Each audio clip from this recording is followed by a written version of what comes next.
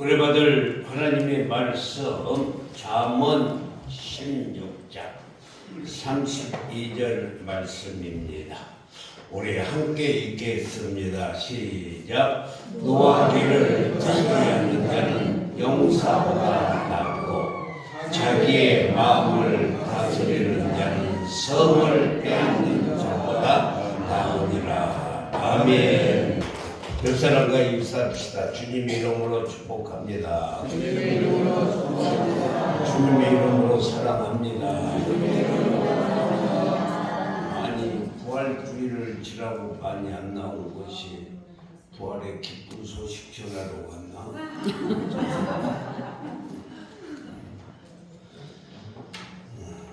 라면하고 참기름하고 크게 싸웠습니다. 이 일로 인해서 라면이 경찰서에 잡혀갔어요. 잡혀간 이유는 참기름이 고소해서 잡혀간 것입니다. 그리고 며칠 후에 참기름도 잡혀갔어요. 참기름이 잡혀간 이유는 감옥에서 라면이 다 불어버려가지고 잡혀간 것입니다. 라면과 참기름이 싸울 때 국에 가던 계란도 잡혀갔는데 이유인적 계란이 후라이를 쳐서 싸우게 된 것이에요. 아이스크림이 이들을 면에 갔다가 교통사고가 났는데 그 이유는 차가워서. 김밥도 함께 면에 갔는데 흔들렸대요. 말려들어서. 재수없게 까베기도 걸려들었는데 일이 거의 꼬여서 싸웠던 것입니다. 경찰이 다 조사해 보니 소금이 짜고 식초가 천을 쳐서 벌어진 일인데 이 소식을 든 고구마가 다 구워 삶아서 하얘시켜서 몽땅 다 나왔다는 것입니다. 사랑하는 성도 여러분, 우리에게 있어서 가장 힘든 싸움, 이기기 어려운 싸움이 있다면 그것이 바로 내 자신과의 싸움인 것입니다. 유교 사서 삼경대학에 보면은 순신제가 치고 평척하라라는 이런 말이 있는데 이 말은 자기의 몸과 마음을 다스리는 자가 가정을 다스리고 자기의 가정을 다스릴 줄 아는 사람이 나라를 다스리고 아멘. 나라를 다스릴 줄 아는 사람이 천하를 다스리고 평정한다는 뜻이 있습니다. 아멘. 그런데 이것은 다 이상이지 현실은 아닙니다. 확실한 것은 자신을 잘 다스리는 것이 인생의 근본이고 출발점인 것입니다. 그런데 문제는 자기를 다스린다는 것이 쉬운 일이 아니에요. 그래서 사도 바울은 고린도전서 9장 27절에서 내 몸을 쳐 복종하게 함은 내가 남에게 전판 후에 자신이 도리어 버림을 당할까 두려워함이라. 그래서 내 몸을 쳐서 복종시켜야 한다는 것입니다. 우리 한번 따라합시다. 내 몸을 쳐서 복종시킨다. 시작. 내 몸을 쳐서 복종시킨다. 다시 한번 시작. 내 몸을 쳐서 복종시킨다. 그렇습니다. 내 몸을 쳐서 내가 복종시켜야만이 승리할 수 있어요. 대부분의 성공한 사람들을 보면은 자기를 잘 다스리는 사람들입니다. 그런데 실패한 사람들은 자기를 잘 다스리지 못해서 실패하는 거예요. 그렇다면 내가 나를 다스려야 하는데 어떤 것을 다스려야 하는가? 첫 번째, 내 마음을 잘 다스려야 돼요. 잠언 4장 23절에서 모든 지킬 만한 것 중에 더욱 내 마음을 지키라. 우리가 이길 수 있는 방법은 내 마음을 잘 지켜야 되는 것입니다. 오늘 본문 잠언 16장 32절에서도 노하기를 더디하는 자는 용사보다 낫고 자기의 마음을 다스리는 자는 큰 성을 빼앗는 자보다 나으니라 라고 말씀했어요. 왜 마음을 잘 지키고 다스려야 합니까? 마음이라 하는 것은 형이상학적 존재로서 보이지 않고 잡을 수 없습니다. 그런데도 그 마음이 사람의 육체와 생각을 지배하고 있기 때문에 그래서 모든 것이 다 마음에서 나온다는 것입니다. 사도 바울이 로마서 1장 29절에서 31절을 보면은 사람의 마음 속에서 일어나는 것들을 다 기록해 놓았는데 불의, 추와, 탐욕, 악의, 시기, 살인, 분쟁, 사기, 악독, 수군수군하는 것. 30절에서 보면은 비방, 능욕, 교만, 자기 자랑하고 악을 도모하는 것, 부모를 거역하는 것. 31절에서는 배신하는 것, 무정한 것, 무자비한 것, 분노하는 것, 이 모든 것들이 우리의 마음 속에서부터 나온다는 것입니다. 따라오는 성도 여러분, 내 마음 속에서 수를 셀 수 없는 악독이 다 자리 잡고 있어요. 그래서 틈만 나면 나타나서 공격을 해요. 요즘 분노 조절 장애 환자 수가 급속도로 늘어나고 있습니다. 충동을 조절하지 못하고 성을 내고 소리를 지르는 것을 분노 조절 장애라고 하는데 전문가들의 말에 의하면 충동적인 분노가 있고 습관적인 분노가 있다는 것입니다. 그러니까 성질을 내고 소리를 내는 것, 분노하는 것이 습관적이에요. 내가 내 말을 하는 것 같네요. 여러분요, 그냥 습관적으로 그리고 또 분노는 상승작용을 하기 때문에 세월이 가면서 분노가 점점 쌓여진다는 것입니다. 한 번 화내는 사람이 두 번 화를 내고 두 번 내는 사람이 5번을 내고 5번이 10번이 되고 10번이 30번이 되고 50번이 되고 100번이 되는 거예요. 더 중요한 것은 분노는 이동성 고기압처럼 다른 사람들에게 전이를 시킨다는 것입니다. 그리고 분노 폭발이 대풀이 되고 보면 그 강도가 높아져서 이상한 행동들을 하게 되는 것입니다. 그래서 이성을 잃어버리고 그리고 아무 데서나 소리 지르고 그리고 욕설을 퍼붓고 핏대를 올리고 공격적으로 묻지마 살인을 하는 것, 예를 들어서 분단의 서영역 사건 같은 것, 최원종이라는 칼부를 하고 그뿐만이 아니라 신림동의 최윤종, 책시들이 좀 안 좋은가 봐요. 최윤종. 이래가지고 그들이 그 상처 때문에 분노 장애 때문에 이렇게 큰 사건을 일으킨다는 것입니다. 한번 생각해 보세요. 세상 만살 화내고 살고 환한 눈으로 바라보고 환한 마음으로 생각하고 산다면 얼마나 힘이 들겠어요. 예컨대 자기 당원이 아니라고 화를 내고 또 그뿐만이 아니라 아세안 축구에서 졌다고 화를 내고 또 그뿐만이 아닙니다. 여러 가지가 있어요. 교회에서 화를 내고 가정에서 화를 내고 직장에서 화를 내고 일본하고 친해졌다고 화를 내고 야구하는데 비가 온다고 화를 내고 이 모든 화병이 집단 분노 조절 장애로 번져서 온통 나라도 사회도 교회도 가정도 분노가 가득 차 있다는 것입니다. 그래서 싸우고 갈라지고 그리고 분노 조절 장애를 앓고 있는 거예요. 사랑하는 성도 여러분, 분노가 폭발하고 조절이 안 되면 말이 거칠어집니다. 분노를 조절하기 못하기 때문에 호흡이 거칠어지는 것입니다. 숨이 차올라요. 그리고 눈빛이 무섭습니다. 혈압이 올라가는 거예요. 불면증이 오는 거예요. 내 말 아니다고 아멘도 하고 가만히 있는데 다 여러분들의 마음 말이에요. 다 여러분들에게.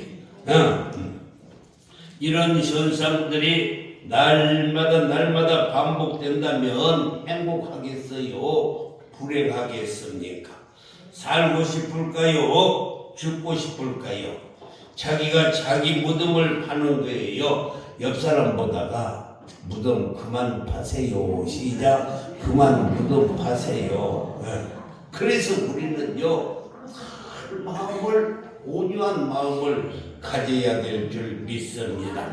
거기다 더 큰 문제는 분노하고 화를 낸다고 해서 문제가 해결되는 것은 하나도 없습니다. 화낸다고 소리 지른다고 해결되던가요? 아니면 문제가 풀리던가요? 오히려 문제가 꽈배기처럼 더 꼬이고 관계가 망가지고 그리고 화내고 소리 지르고 거친 행동을 하는 사람은 좋아할 사람이 이 세상에 하나도 없고 다 떠나가 버린다는 것입니다. 그뿐만이 아니라 고혈압 환자는 혈액순환 속도가 빨라지고 혈관이 수축이 되고 피가 거꾸로 솟아오르기 때문에 혈관이 터질 우려가, 염려가, 걱정이 많다는 것입니다. 그래서 우리는 내 마음을 잘 다스려야 돼요. 할렐루야. 내 마음을 잘 다스리기를 주님의 이름으로 축원합니다. 주님의 이름으로 축원합니다. 잘 다스려야 돼요. 그 다음에 두 번째는 영혼을 잘 다스려야 합니다. 로마서 7장에 보면은 사도 바울이 내 안에 두 개의 마음이 있다라고 이렇게 말을 했는데, 선행을 행하는 마음과 악을 행하는 마음, 하나님의 법을 따라가려는 마음과 지혜의 법을 따라가려고 하는 두 마음이 내 안에서 서로 싸운다고 그랬어요. 그래서 그는 고백하기를 로마서 7장 24절에서 오라 나는 공고한 사람이로다. 이 사망의 몸에서 누가 나를 건져내랴 하라고 이렇게 말씀했어요. 이것이 바울의 내면 전쟁이고 영적 전쟁이고 영적 갈등이었습니다. 전쟁은 한편은 지고 한편이 이기게 되는 것인데, 운동 경기 역시 승자가 있고 패자가 있습니다. 그래서 사도 바울은 승리자가 되는 비결을 우리에게 잘 가르쳐 주고 있는데, 첫 번째로 절제하며 살아라는 것입니다. 한번 따라합시다. 절제하라는 것입니다. 절제하라는 것입니다. 그렇습니다. 고린도서 9장 25절에서 보면은 이기기를 다투는 자마다 모든 일에 절제하나니, 절제해야만이 이긴다는 것입니다. 모든 일에 절제하나니. 사랑하는 성도 여러분, 고대 그리스 올림픽에서는 4년마다 경기를 했어요. 경기에 출전하는 선수들은 먼저 서약을 해야 합니다. 10개월 동안 훈련을 받는데 규칙을 잘 지켜야 하고 시키는 대로 해야 할 뿐만 아니라 잠자는 것이나 오락하는 것이나 쉬는 것까지도 다 통제를 받아야 해야 돼요. 그뿐만이 아니라 잘못하면 벌을 받기도 하고 매를 맞기도 하면서 가혹한 훈련을 받습니다. 자아 극기 훈련, 그리고 체력 단련, 기술 훈련, 피나는 훈련을 받습니다. 그걸 절제하지 못한 선수는 그만 퇴출당하고 마는 거예요. 요즘도 마찬가지입니다. 태릉에 있는 선수촌이 저 충북 진천으로 옮겨갔습니다.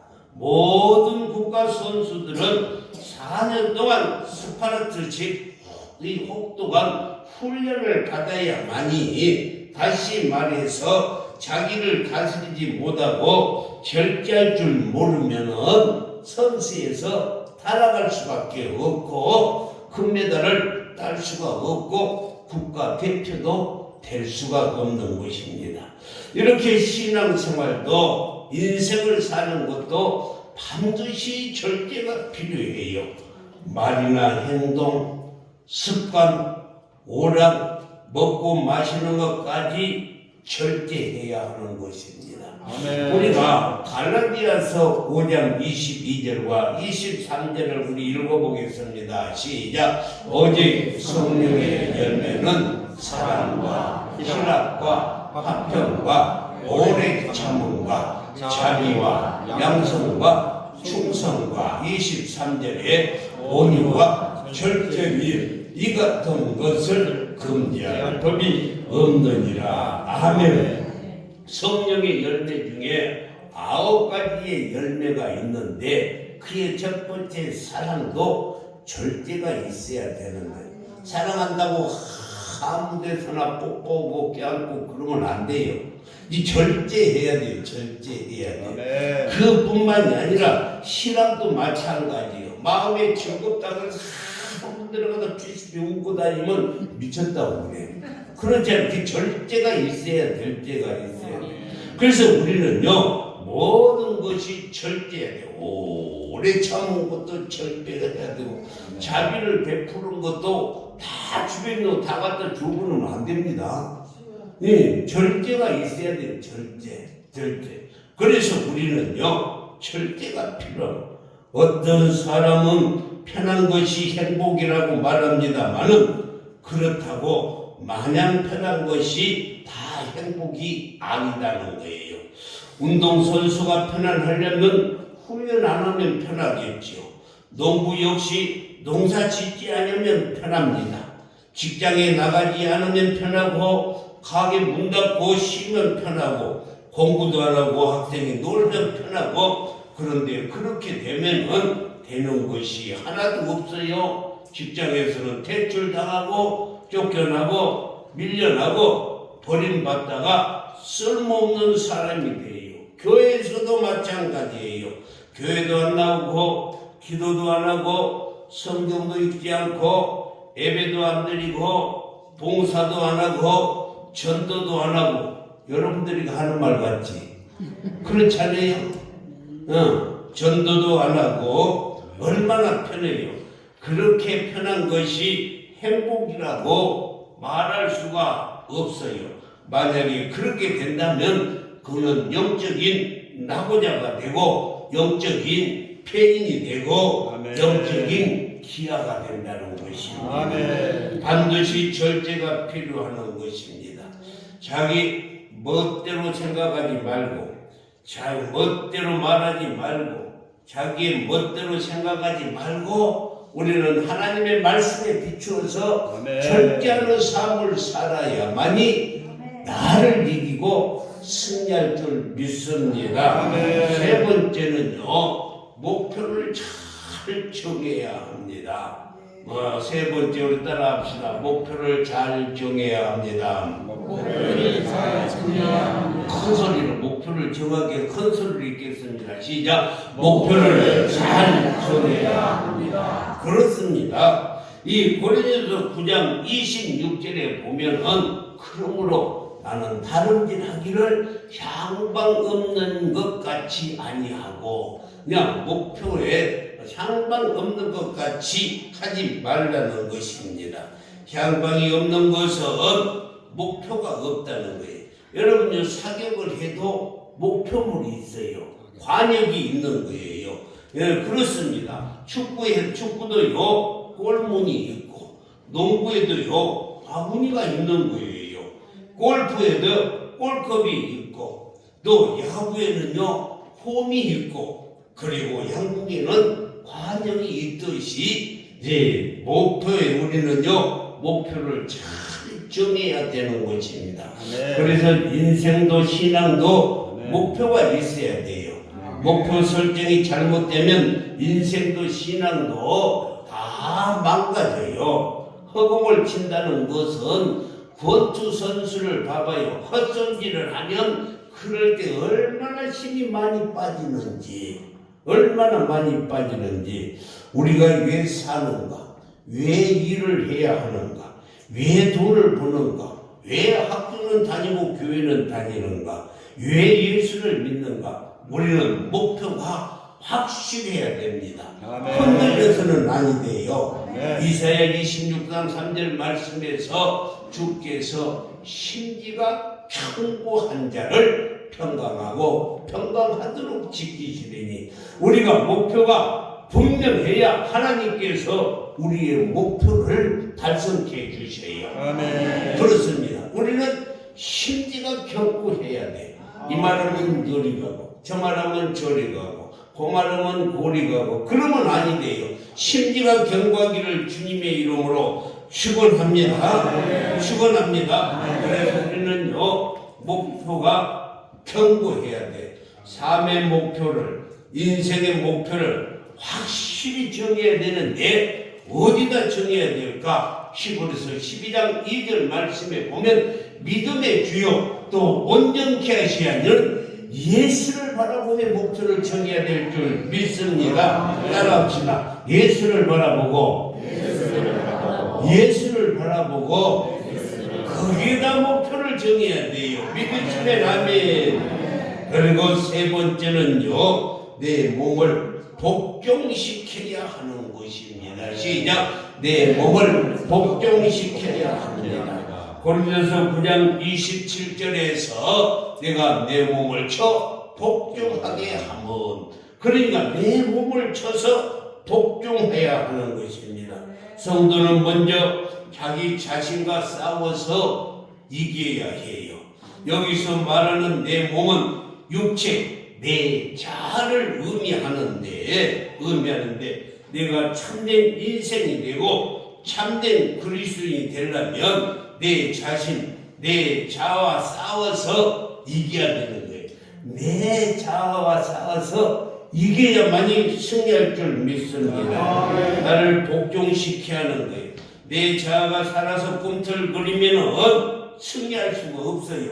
이길 수 없어요.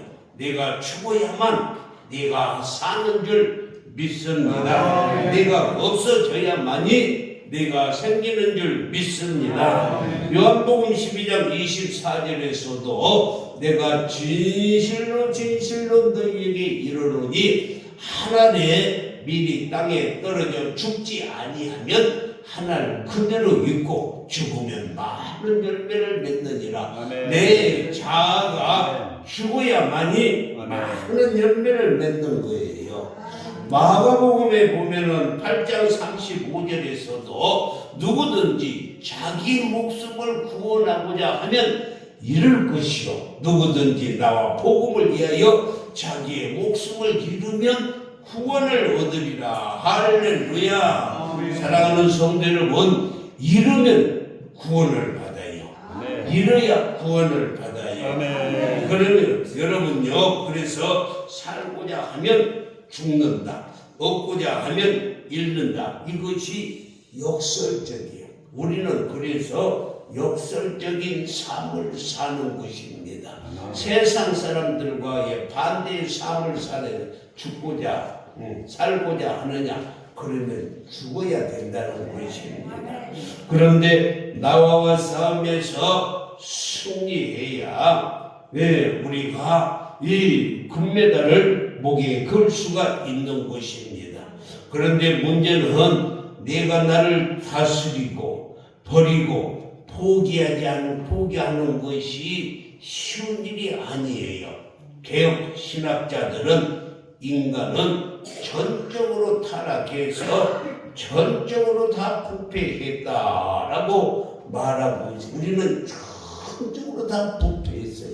성경도 그렇게 말하고 있어요. 네, 로마서 3장 10절 말씀에서 보면은 기록된 바 의인은 없나니 하나도 없다. 우리는 다 전적으로 부패되었다는 것입니다. 네, 타락하고 무능한 존재입니다. 그래서 자기를 다스리고 죄의 문제를 해결하고 구원을 내 힘으로 이루지 못한다고 말씀하는 거예요. 그래서 우리는 답을 찾아야 하는데 그 답이 고린도전서 15장 57절에서 우리 주 예수 그리스도로 말미암아 우리에게 승리를 주시는 하나님께 감사하노니. 할렐루야. 사랑하는 성도 여러분, 승리를 주시는 하나님, 이기게 하시는 하나님 잘 들으세요. 내가 나를 이기고 다스리는 것이 아니라 그럴 수 없어요. 내가 내 문제를 풀 수가 없어요. 그래서 사도 바울이 이렇게 고백했어요. 빌립보서 4장 13절에서 내게 능력 주시는 자 안에서 내가 모든 것을 할 수 있느니라. 내가 할 수 있는 것은 아무것도 없어요. 그런데 내 안에서 내게 능력 주시는 그 성령으로 말미암아서 우리가 할 수 있게 되는 줄 믿습니다. 사랑하는 성도 여러분, 내 힘, 내 능력으로 죽음을 해결할 수 있나요? 없습니다. 내가 가지고 있는 질병을 해결할 수 있을까요? 없어요. 시험을 이길까요? 세상을 이깁니까? 마귀를 이길 수가 있습니까? 절대 아닌 것입니다. 나쁜 성격, 분노, 나쁜 습관, 절제하지 못한 말, 악한 생각, 잘못된 신앙생활을 내 능력으로는 해결할 수가 없다는 것입니다. 그래서 내게 가진 능력을 1%라고 생각한다면 그 1%까지라도 다 하나님께 맡겨드리면 하나님께서 100%로 채워주시는 것입니다. 놀랍고도 신비한 변화예요. 그래서 내가 나를 이기고 내가 나를 고치고 내가 나를 다스릴 마음이 있다면 다 하나님께 맡겨야 됩니다. 오늘 맡기시기를 바랍니다. 여러분들이 뭘 맡기기를 원합니까? 여러분의 길을 맡기시기를 원합니까? 그렇다면 시편 73편 5절 말씀을 내 길을 여호와께 맡기라. 우리가 맡기는 거예요. 내가 할 수 없기 때문에 그를 의지하면 그가 이루어 주신다는 것입니다. 오늘 여러분의 앞길을 하나님께 맡기시기를 바랍니다. 여러분의 행사를 맡기시기를 원합니까? 여러분의 사업이 잘 되시기를 원하십니까? 그렇다면 잠언 16장 3절에서 너희 행사를 여호와께 맡기라. 그리하면 내가 경영하는 것을 이루리라. 우리의 행사도 하나님께 맡기면 그 하나님이 이루어 주셔요. 그 하나님이. 내가 하려니까 힘들어요. 내 자아가 살아서 내가 해야지. 내가 하니까 힘이 들어요. 그런데 하나님께 우리 행사를 맡기면 그분이 다 경영하는 것을 다 이루어 주셔요. 믿으시면 아멘. 여러분의 무거운 짐이 있습니까? 여러분이 지고 그것을 힘들게 헤쳐나가려고 할 필요가 없어요. 이 짐들 여호와께 맡기는 거예요. 이 시편 55편 22절에 벌써 내 짐을 여호와께 맡기라는 것입니다. 내 짐을 여호와께 맡기라. 그가 너를 붙드시고 힘들어서 넘어지고 쓰러질 때 여호와께 맡기기만 하면 붙들어 주신다는 거예요. 의인의 요동함을 영원히 허락하시지 아니하리로다. 할렐루야. 무거운 짐이 있습니까? 그냥 힘들어 하면서 치지 말고 그냥 요동치지 말고 맡기세요. 그러면 그 하나님께서 세워주셔요.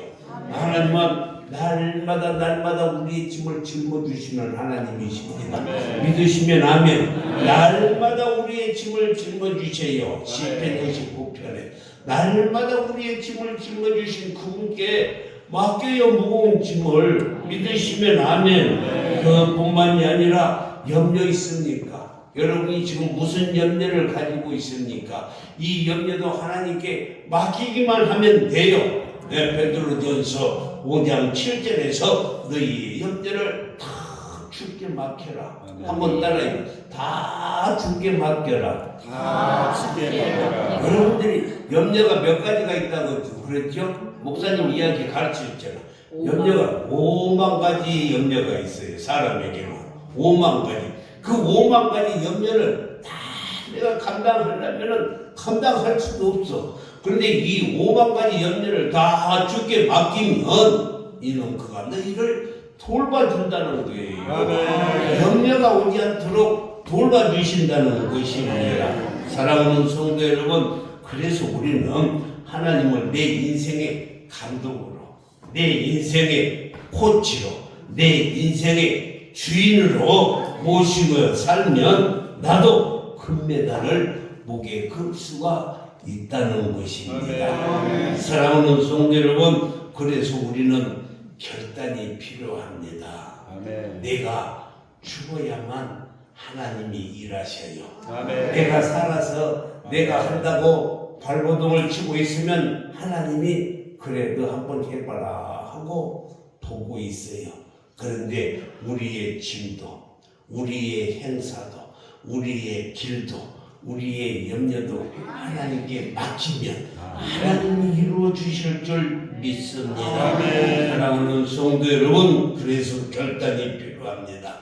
주님, 이 몸 하나님께 맡깁니다. 주님, 나의 행사도 하나님께 맡깁니다. 주님, 나의 길도 하나님께 맡깁니다. 주님, 나의 염려도 하나님께 맡깁니다. 주님, 다스려 주시옵소서. 주님이 해결해 주시옵소서. 하고 결단하기만 하면 주님께서 맡아주시고 모든 문제를 해결해 주실 줄 믿습니다. 왜? 우리 주님은 전지전능하신 하나님이기 때문에. 기도하겠습니다.